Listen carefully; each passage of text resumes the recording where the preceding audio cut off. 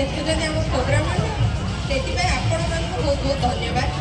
ଦ୍ୱିତୀୟରେ ରାଜଭାଇଙ୍କୁ ମୋର camera team ତରଫରୁ ବହୁତ ବହୁତ ଧନ୍ୟବାଦ।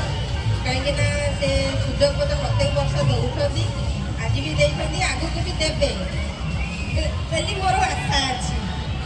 ରାଜୁ ଭାଇ କ'ଣ କହୁଛନ୍ତି?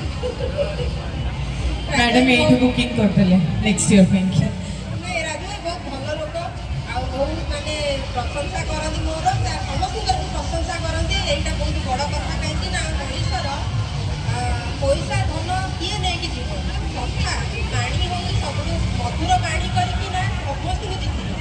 ଯେତେ ବଡ଼ ଯୁଦ୍ଧ ହେଉ ମଧୁର ପାଣି କହିଲେ ସମସ୍ତଙ୍କୁ ଜିତିବ। ସେମିତି ରାଜୁ ଭାଇ ଆମ ମନକୁ ଜିତିକି ରଖିଛନ୍ତି।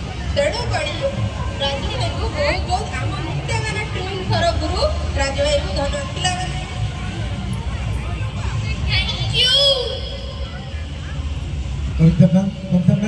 ଆପଣ ଜାଣିନାହାନ୍ତି ଆଜି ଆମର ହଉଛି 10 ପିଲା।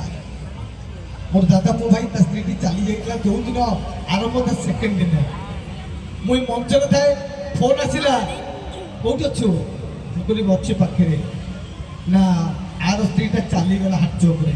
ତଥାପି ମଧ୍ୟ ମୁଁ ଗଲି ନାହିଁ। ମଞ୍ଚ ସରିଲା, ମଞ୍ଚରେ ସବୁ କାମ ସରିଲା, ତାପରେ ଗଲି ଡେଡ୍ ବଡି ଉଠିଲା। ଆଜି ହଉଛି ତାର 10। ତଥାପି ମଧ୍ୟ ମୁଁ ସେମିତି ଦୁଃଖରେ ଥାଇ ମଧ୍ୟ ମୋର ହଉଛି ଜାଣିପାରେନି ସାନ ଭାଇର ସ୍ତ୍ରୀ ଚାଲିଗଲା।